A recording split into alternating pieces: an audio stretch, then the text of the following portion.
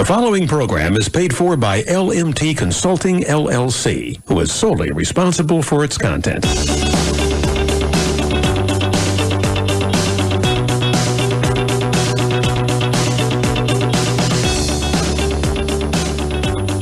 Hello and welcome to Own Your Truth, where we're talking real advice for regular people. Hi, I'm Laura T. Thank you so much for listening. I know there's lots of ways you can spend your time, and I am extremely grateful you're going to spend the next hour with me.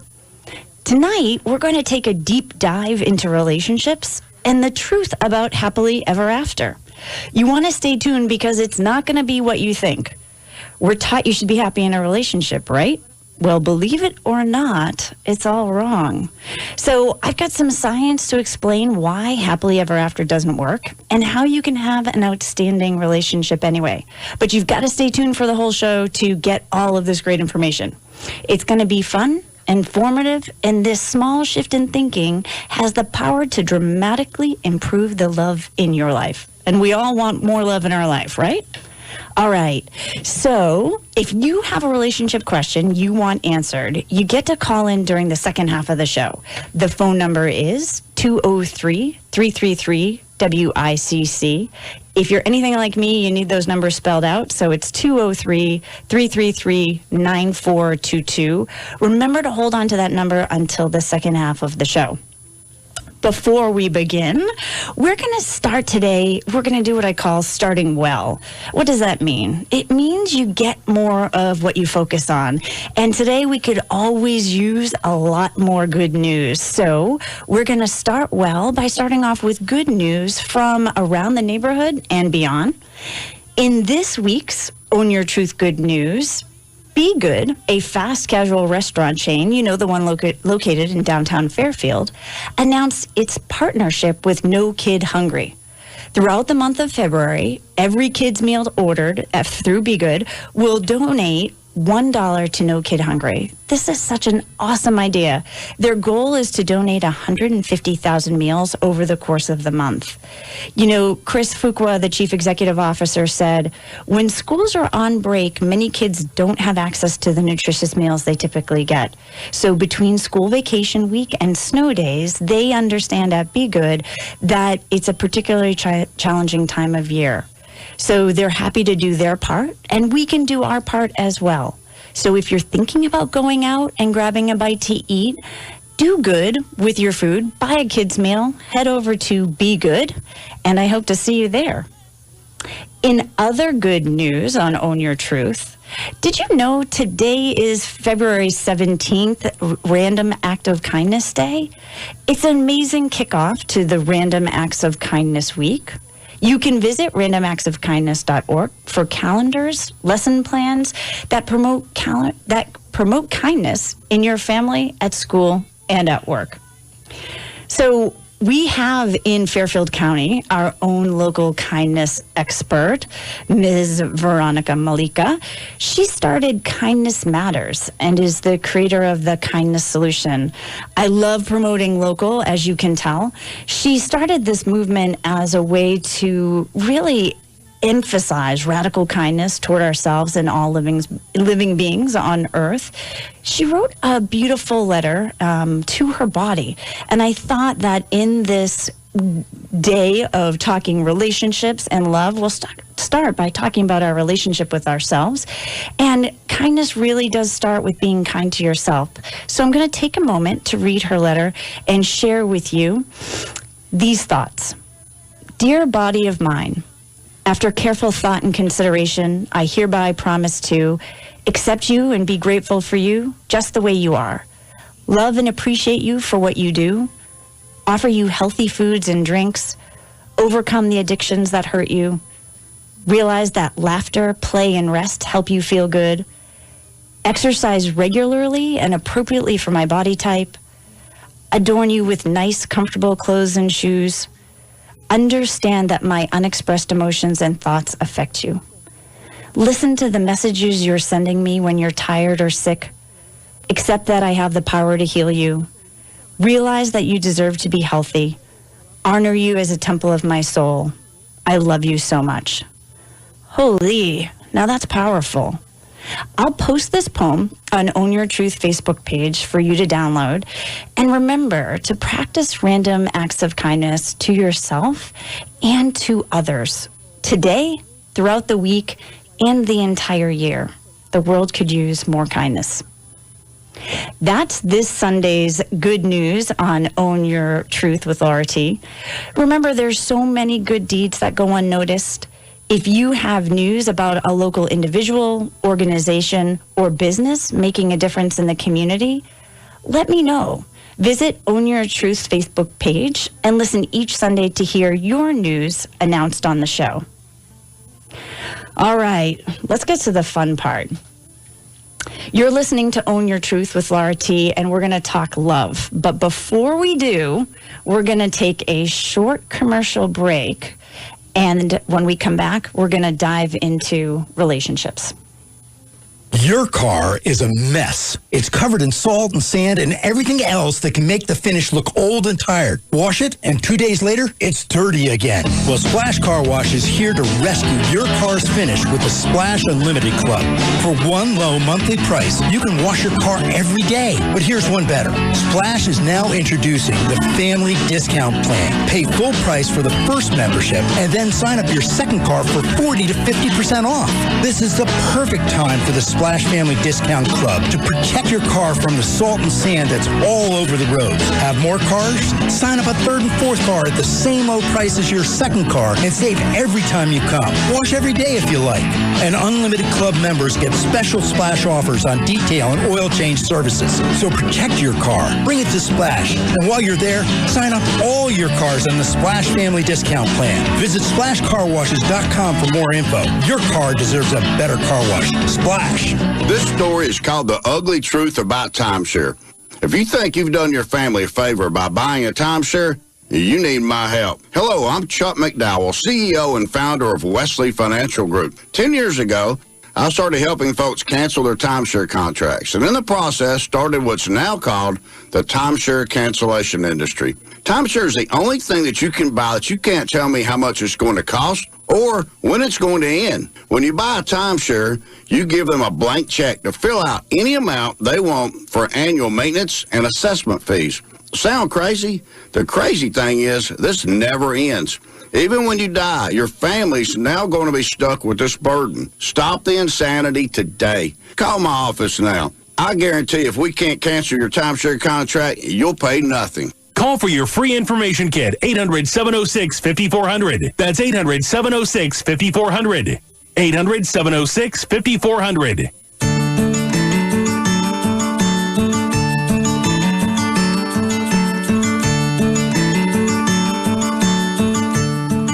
You're listening to Own Your Truth with Laura T. And in light of Valentine's Day celebration, we are going to talk about relationships. I know this is what you've been waiting for. So the big question on everybody's mind, does happily ever after exist? Well, as a hopeful romantic myself, and my children will attest, a closet Hallmark lover, I must say, yes, it does. But here's the thing. It's not because the people in those relationships are always happy. I know what you're thinking. That doesn't really make a lot of sense, but stick with me. I'm going to explain. All right. So let's start at the beginning. Let's look at this term happiness. You know, happiness is generic. We use it to describe what we want in an experience. And yet the challenge is we act as if it's this destination we're going to arrive at, yet we never take the time to define it, so it always seems a little bit out of reach. How do you define happiness in your relationship? Have you ever defined happiness in your relationship? Have you defined happiness in general? If you have, you are already a step ahead of the rest. But if you're like most of us, you haven't. So then we bring that into our relationship. You have a big picture expectation of a happy relationship in your head, and then you don't articulate it to the person that you're in love with, but yet we're disappointed when the relationship doesn't bring us what we think we want. So I want to point out, notice I said you're disappointed when your relationship doesn't bring you happiness, not when your partner does not make you happy. Because here's something really, really important that we overlook. No one can make you feel anything without your permission. And so if you're not feeling happy, it's up to you to create your own happiness. It's up to you to look at your happiness as an individual and in your relationship and define it so that you can achieve it. So I was talking with people and find that the irony is most of the time you don't even realize there's a gap between where you are and where you want to be in your relationship. It's sort of all these feelings we have jumbled up. Well, once you start to define what you want, you're able to close that gap with honest communication. So how do you do this? How do you define happiness? Because when you say, oh, what makes you happy? People start to think, I'm not really sure. Well, consider shifting your notions of happiness to defining your ideal relationship experience. What does that look like? Sometimes it's helpful to start small. Think about the characteristics of an ideal day in your relationship. What would that look like? Get really specific. Then ask yourself, what does it take to experience that today, in this moment? Get your mind thinking toward what you want instead of where you are. Then share that information with your partner. The key is always going to be communication. So, own your truth. I call myself the hopeful romantic. That hopeful romantic tip number 1 is forget the idea of happiness. Define the experience you want in your relationship. Get specific. And then share your feelings with your partner. All right, so that's tip number 1. What else do we have to learn about relationships? Well, now let's get into the science of love. This is so fascinating to me, and I get a little dorky about this stuff. So when I study something, I want to study masters in their fields. So when it comes to relationships, there is no couple, and they are a couple better, than Doctors John and Julie Gottman. They're of the Gottman Institute, and they're masters in relationships. They're world-renowned researchers and clinical psychologists. John has spent 40 years studying couples. And listen to what he's found. This might surprise you. The proportion of time you're together with your partner where you are emotionally available, ready to listen with an open heart, without getting defensive, is about 50% of the time. And that's in a really good relationship. So consider the probability that both you and your partner are emotionally available, ready to listen with an open heart. And you start to do the math, right? When you times 0.5 times 0.5, you get 0.25. So that means that 75% of our relationships are spent in misunderstanding and miscommunication with each other. So here's what he says, and this is where it gets a little bit juicy.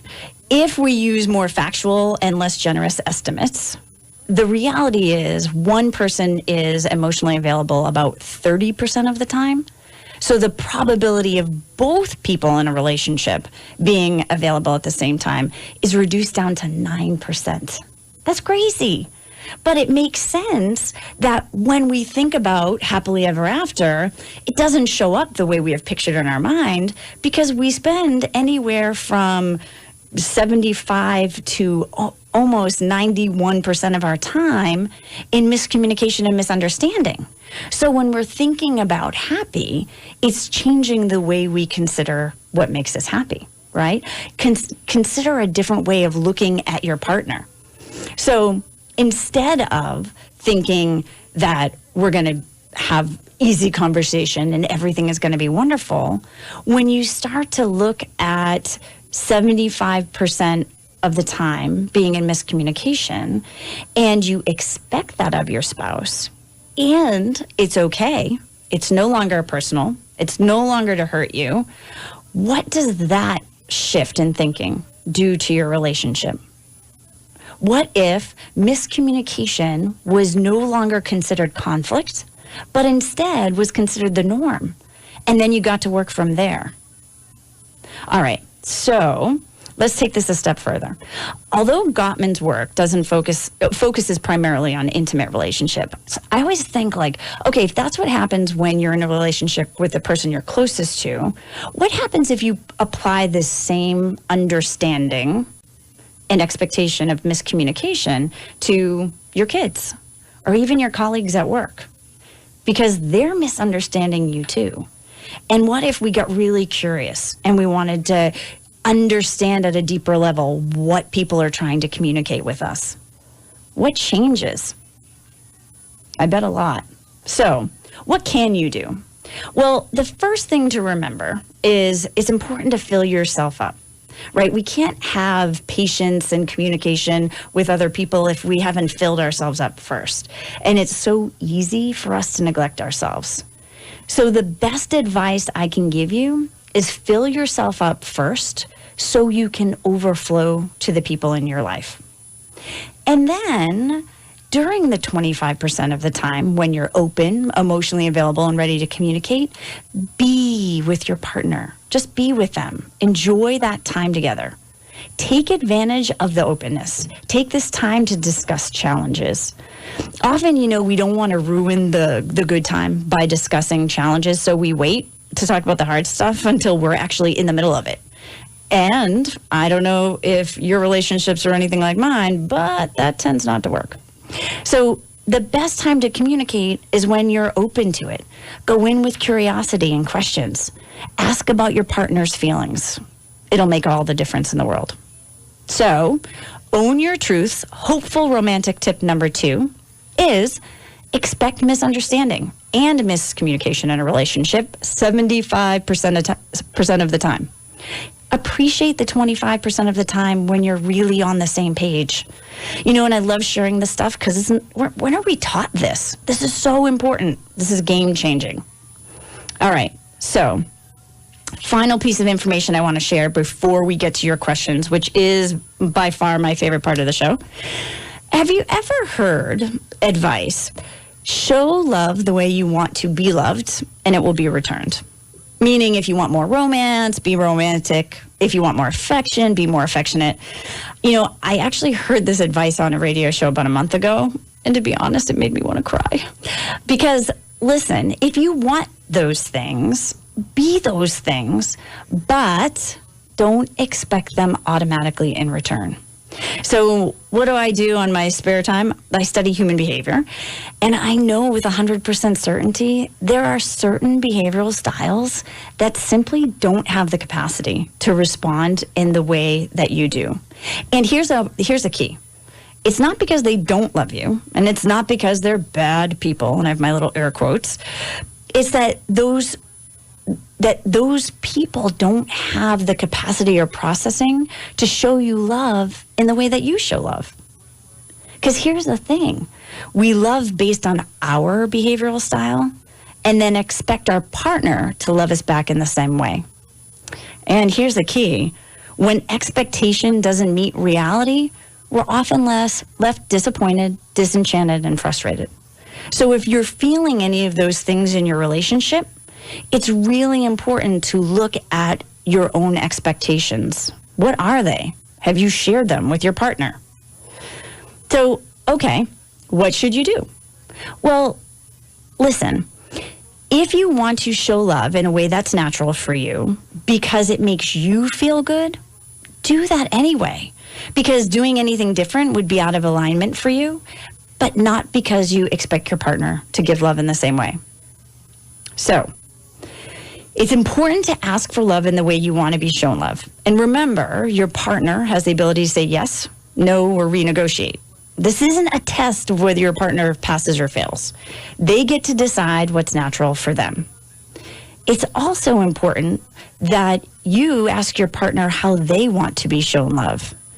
In some instances, you could be doing a whole lot of unnecessary work in a relationship that doesn't really have deep meaning to your partner. This 2-millimeter shift in thinking allows you to give without being wedded to an outcome. It allows you to truly accept your partner as they are. If you want your partner to show love in a certain way, don't expect them to know if you haven't told them. All right. So, own your truth. Hopeful romantic tip number 3 is love your partner without expecting the same love in return and ask for what you want. All right, let's do a quick review. Own your truth. Hopeful romantic tip number 1.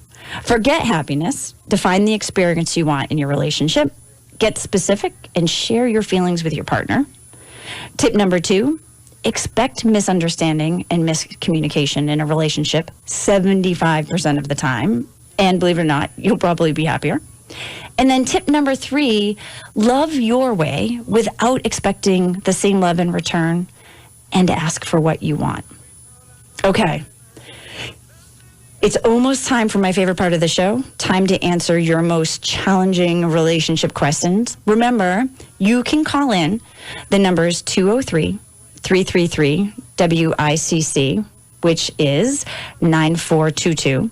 Or send your questions via Facebook, the Own Your Truth page. They will be answered on the show tonight.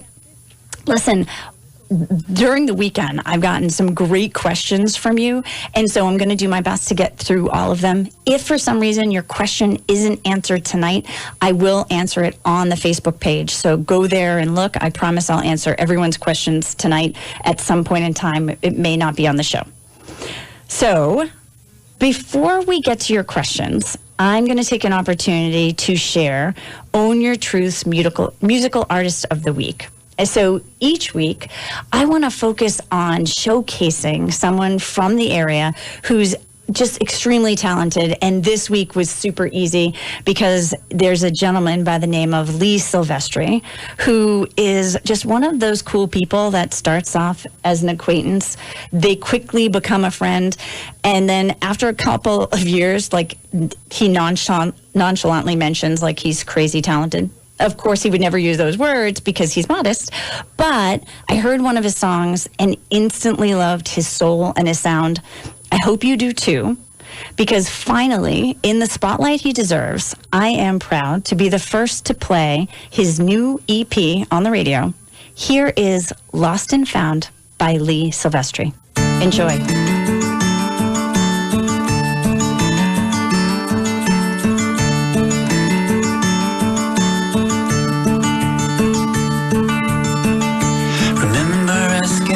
What makes us so?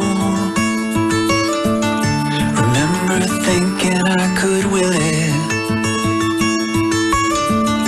A heart of gold, just a lump of coal I couldn't say.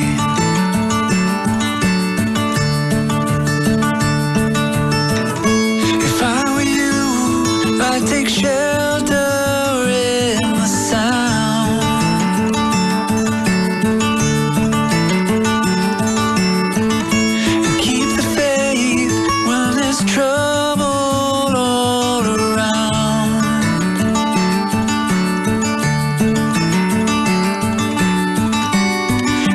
Go and get lost before you can be found.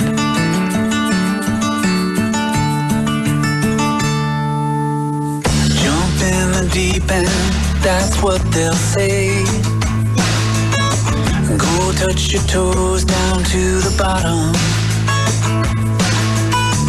That and all the other sordid sweet cliche will get you drowned.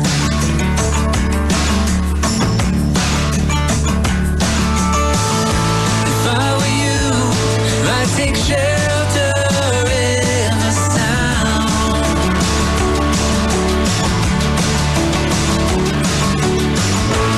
Keep the faith when there's trouble all around.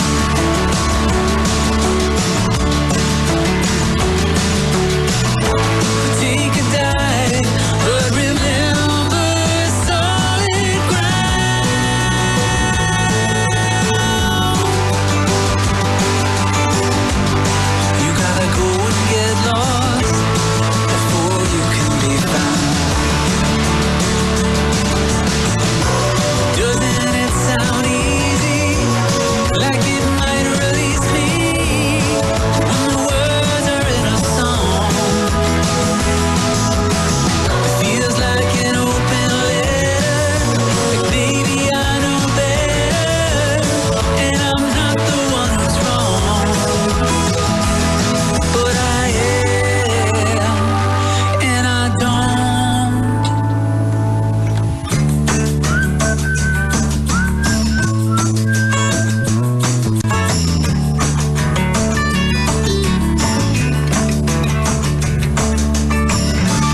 things I need, well, they change every day. Like look at cards or island weather. Can't wait to tell you that I'm here to stay. If I were you, why take shelter in the sound?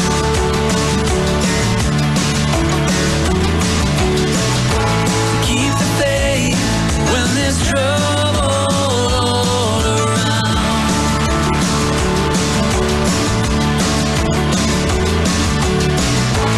Take the blame when my ship has run aground.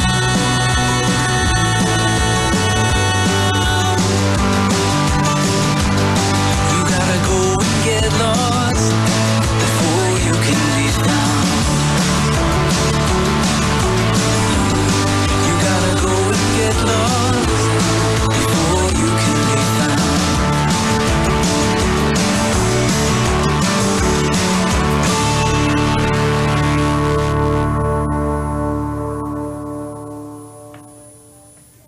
Hello and welcome back to Own Your Truth with Laura T, where we are talking real advice for regular people. So I hope you enjoyed Lee's music as much as I did. Let's give it up for Lee Silvestri, Lost and Found. It just feels good.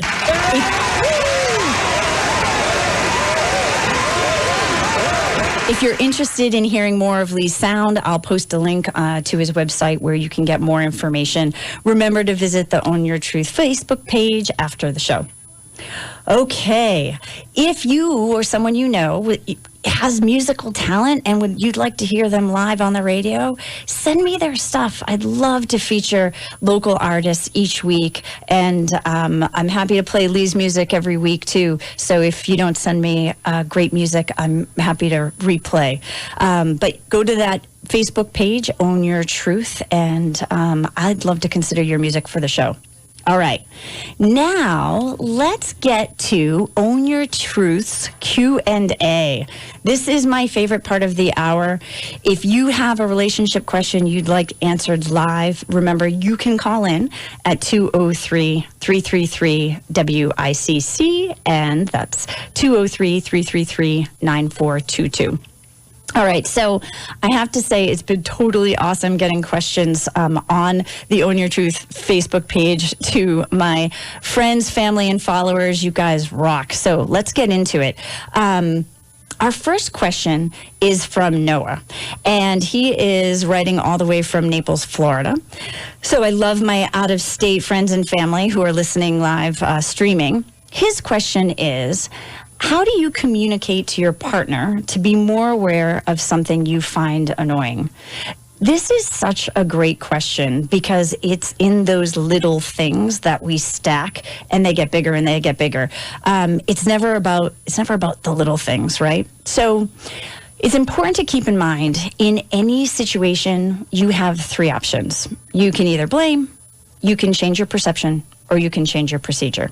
And so often, we'll blame circumstances, we'll blame people, we'll blame situations, and that's not really helpful. And so it's really important to change your perception of the situation or change your procedure. So if there's something that you find annoying, it's really looking at the situation and saying, is this important to me? And really what's important about it. Because remember, it's never about the shoes lying around or the toothpaste cap not being put on properly. It's really the stuff underneath. So what's important about shoes being put away? What's important about the dishwasher being loaded a certain way? Once you understand that, it gives you a place to talk about your feelings instead of the thing. And it's a place of feeling that people start to connect and feel closer to each other. So that's one way, right? Change your perception, understand what you're feeling, and then talk about it. Or you can change your procedure. You could decide, you know what? The shoes, if I want them picked up, I'm going to pick them up myself. The dishwasher, if I want it loaded a certain way, I'm going to do it myself. And then owning that decision to change your procedure. Right? So whatever you decide is perfect for you. It's making sure that you own that decision so that it doesn't come back around later. And so, again, you've got some options. You can change your perception. You can change your procedure. It's making sure that you own your decision either way. So, Noah in Naples, I hope you found that helpful. All right. On to our next question. Remember, you're listening to Own Your Truth with Laura T, and we are talking relationship questions. So, Sarah from Trumbull asked today, how do you repair your relationship with yourself? And so I wanted to dig a little deeper and get some understanding. And she was saying, when you're your own worst critic, when your inner voice is not in alignment with your goals. I thought this was such an important question because it's something that, we all deal with. Going back to that beautiful poem by Veronica Malika, it really is being kind to yourself first. And so what do you do? How do you repair your relationship with yourself? Well, oftentimes we lose trust and then the relationship slowly fades away. And that's losing trust with ourselves as well, because we will more easily make a promise to someone else and stick with it than we'll make a promise with ourselves. And so we lose integrity with our word to ourselves.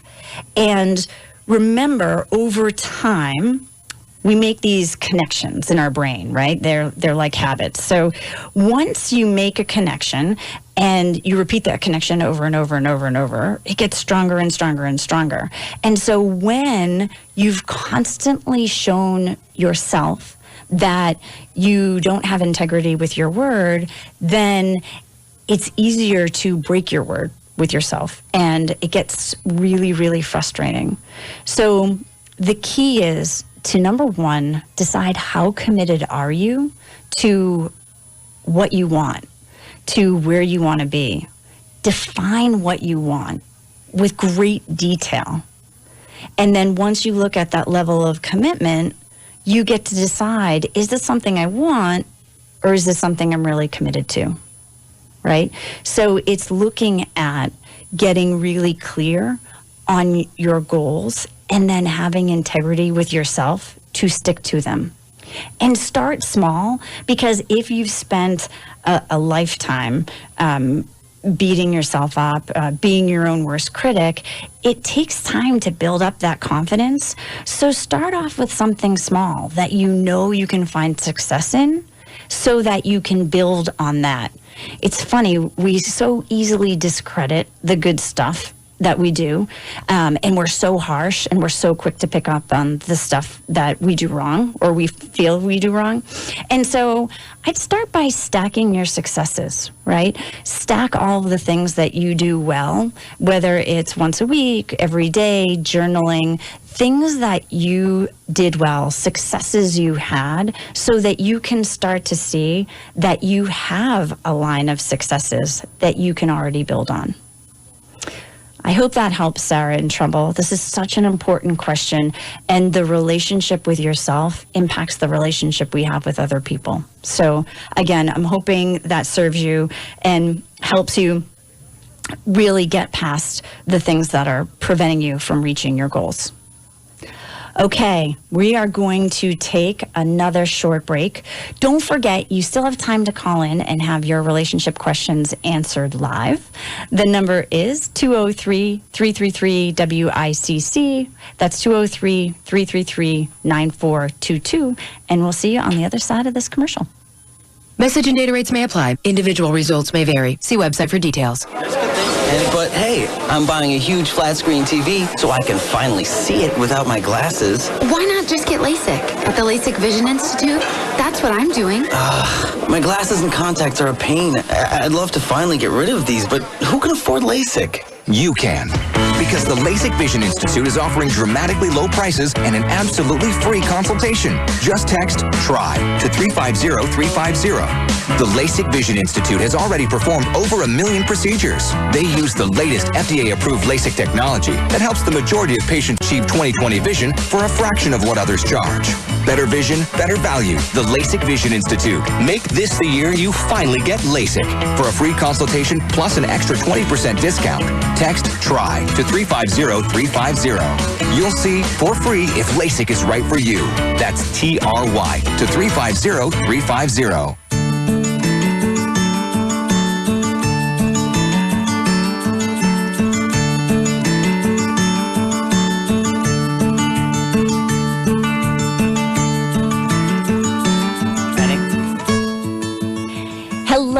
Welcome back to Own Your Truth with Laura T. We're talking real advice for regular people, and we're taking your questions.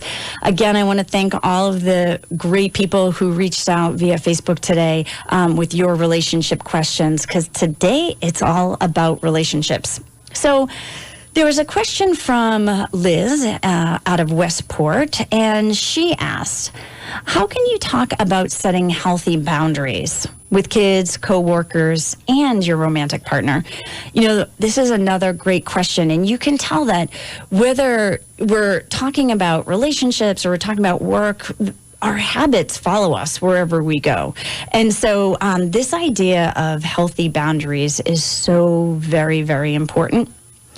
It's deciding what you want and what you want your experience to be. And remember, it's vital to ask for it. So often in an effort to be polite, we don't own our truth, which is the whole reason for the title of this show, right? Is really owning your truth. And in a desire to be agreeable and be a good teammate and be a good partner, we're willing to sacrifice our boundaries for the people that we love. Then the challenge is, ultimately, we're teaching people how to treat us. And so every decision you make, you are showing someone else how to treat you. And so setting the boundaries tends to be actually the easy part. It's the follow through. That's the hard part. Again, whether it's with kids or coworkers or your romantic partner, we tend not to want to be the bad guy. I have my air quotes, right? To be the one to enforce the rules. And yet it's so important that we do. So I'll share a little story. I worked with a client who had a very demanding mother. And so this individual just really called the shots, to be honest. And so the person I worked with felt like she didn't really have control over what happened. You know, her mother was elderly and she had needs. Again, I put my air quotes up, right? So another person's needs are not your requirement to fulfill, right? Remember, in any situation, you get to say yes, no, or renegotiate. And so in this woman's upbringing, she hadn't learned to say no to her mom, and she really felt like she was defenseless, right? So let's use an example like going to the store, right? So, you know, my client says, listen, when my mother calls and she says she wants to go to the store, I'm supposed to drop whatever I'm doing and take her to the store. Well, is that really true? That you have to take her to the store? Well, yes, of course, I have to take her to the store because she needs to get groceries and she's elderly and she can't get there by herself. Okay, totally understandable. But what are some other options for your mother to get to the store? And so we start to play out those other options. And of course, there's a million reasons why those other options don't work. And at that point, I get to say, you know what, that's fine that you believe those options don't work, but then you can't complain that there's no boundary. Because there are lots of options, right? How else can someone get to a store? Well, this day and age, you can take an Uber. You can find another family member to do it. You can actually schedule when she can go to the store because you're the one who's driving. There's lots of different options.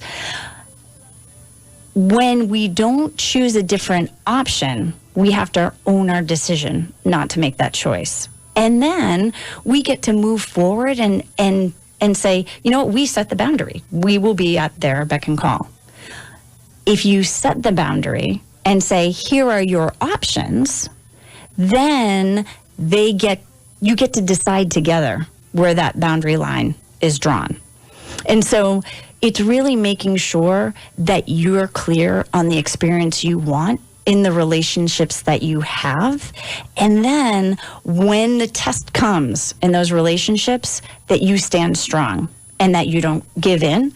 And let's say you did decide, let's use this example with the client who had the demanding mother. Let's just say you did give in. You get to say, this time I will take you, but know that this is not the norm. Again, you're still making clear your boundaries, because you're building a mental muscle both for yourself in being able to stand up for your boundaries and say no, but you're also building the mental muscle in them in setting the boundary and sticking to it. So Liz from Westport, I hope this example helps you in looking at how you want to set boundaries. And remember, we're constantly teaching people how to treat us, and it's with your kids, your coworkers, and your romantic partners. Thanks so much for your question. All right, you are listening to Own Your Truth with Laura T. And our next relationship question comes from Katie in Stratford. She asks, what do you do when you don't like your spouse's friends? Oh, that's such a great question. Well, so it's really interesting. A relationship is about understanding, right? And so you really want to understand what your spouse sees in the friends that he has or she has in this case, and really get to the core of what makes them the friends that they are. There's a famous Jim Rohn quote that says, we are a culmination of the 5 people we spend the most time with. So it's really interesting if your spouse is spending time with these friends and you don't like them, they are likely all a reflection of each other. And so it's really important to look at, is it the friends that you don't like, or is it some of the characteristics in the friends that you also see in your spouse?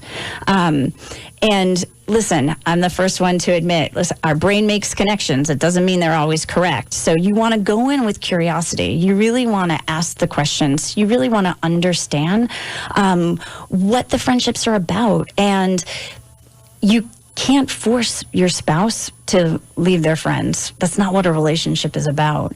And so, I said to Noah from Naples at the beginning, in any situation, you have 3 options, right? You get to blame, you change your perception, or you change your procedure. And it's going to be the same thing in this case, right? You can change your perception about his friends by getting really curious and understanding what he sees in them. Or you change your procedure. And this is when it's sitting down with your spouse and partner and talking about what you would like to see in terms of time, right? If he's going to spend time with his friends, fantastic. If you don't want to be with him when he's spending that time, you've got to ask for what you want, right? And making sure that his friendships aren't impacting your relationship, because it is important that stay separate. So spending time with him on this is going to be a really important factor. So Katie in Stratford, I hope that helps. I know the spouse's friends can be a tricky one, and it's something that you really want to go in with sensitivity and curiosity on, dig a little bit deeper to understand the friendships and what makes them work, and own your truth about what you're feeling about the friends and how that shows up in your relationship. Okay, you are listening to Own Your Truth with Laura T, and our next question comes from Sarah out of Fairfield. And she asks, my husband, she has a little bit of a story here. So my husband and I have been primary caregivers to our elderly parents. We have siblings that live in the same state, but we live in the same town. So the primary responsibility has fallen on us. And our siblings kind of assume that they don't have to help out. We've tried to get them to help, and they will for a couple of weeks, but it's very much help because then they stop. How do we get them more involved? It would really help us and make our moms happier as well. Wow. So such an important question. And you can see, again, how these relationship questions go beyond just the intimate relationships, and they carry over into friends, family, extended family, coworkers. So great question about being the primary caregivers to your elderly parents, and what a gift that they have you so close. So, you can see kind of the theme here, and really setting your standards and asking for what you want. We tend to take on roles because they've fallen upon us, not because we've chosen them. And then we act as if, they're our responsibility to continue till the end of time. That's not really true. You do get to decide what you want for your life and your family. Again, you can't force your siblings to participate.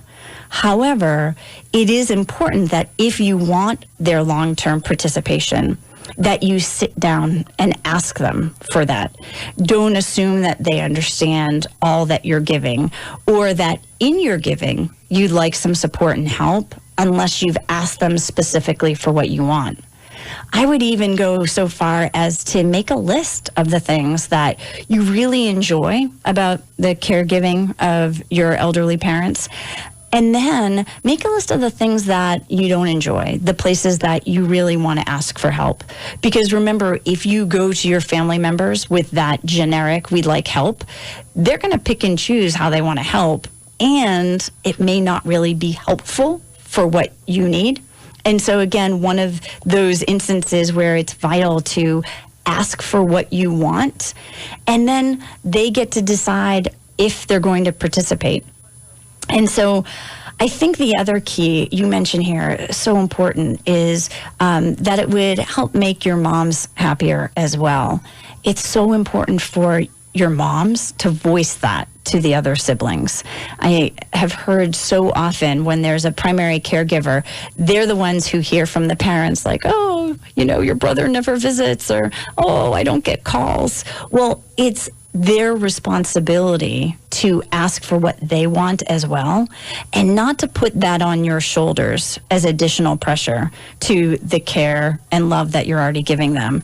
If they want something from your siblings, it's important that they ask for it, and that's when it's your job to tell them that they have to ask for it, right? Again, when we're the caregiver, we take on all of the care, emotional care, physical care, medical care, when that's a lot to expect from one person or even a couple. It sounds like you and your spouse are doing this together for your parents. So again, setting standards, making sure you ask for what you want, and then making sure that you're teaching your moms to ask for what they want as well.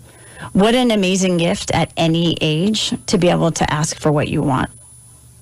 So I hope that helps, Sarah from Fairfield. Again, you're doing great things with your family, and would love to hear updates. I'd love to hear updates from everyone who's posed a question.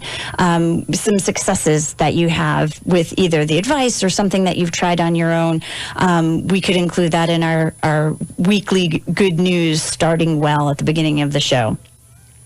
Okay, there is still a little bit more time to get in your questions. Again, truly grateful for all of the people who sent questions in via Facebook.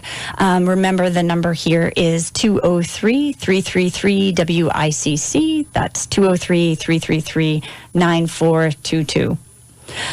All right, on to our next question. So, this one comes from Marie from Fort Lauderdale, Florida. Again, thankful for family and friends listening down the East Coast, streaming live on the web. How can someone who is retired and at home with a spouse who's also retired keep their individuality and have some alone time from each other without hurting feelings? What a great question, and how easily you can fall into the habits of being together all of the time. So First, I think the key is to make sure that you have your own hobbies. And this is in any relationship that you have. You see it a lot with parents, especially moms, whose primary job is caregiver. And then their kids leave and they look around and they're like, oh gosh, that was my identity, was being the parent. And so having those hobbies, those things that are your individual interests, help you keep your own identity and help you over time understand that separate time is good time, right? You often hear that distance makes the heart grow fonder. It's really true. When we spend time apart, we appreciate the time we have together at a higher level. And when we're spending too much time together, it's easy to get nitpicky. It's easy to get on everything that our partner does. And so this idea of, having your individuality and alone time is really in the best interest of your relationship together, because it allows you, again, to have that sense of self. And earlier I talked about filling yourself up. When we have our own individual hobbies, they fill us up so we can overflow to the people that we love.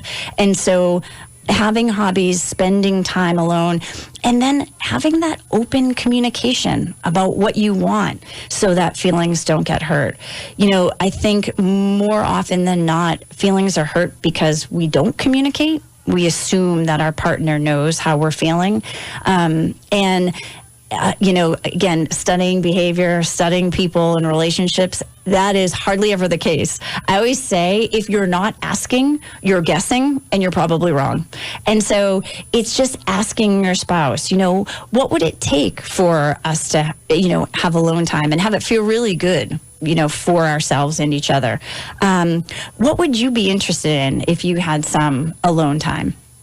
Again, really important to go in with curiosity, even as you're exploring the things that you want for yourself.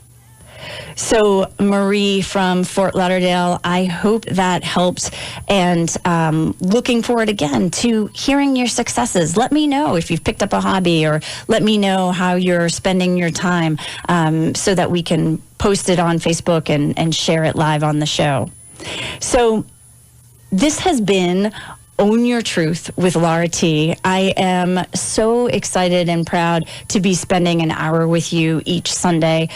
Hearing from you on Facebook is so important. So if you have ideas for the show, if you have music you want to share, if you have good news you'd like voiced out to the area and beyond, please share it on my Facebook page, Own Your Truth. And I look forward to seeing you here again next Sunday from 8 p.m. to 9 p.m. Thanks so much for joining me tonight. Again, Laura T., Own Your Truth. Looking forward to seeing you next Sunday.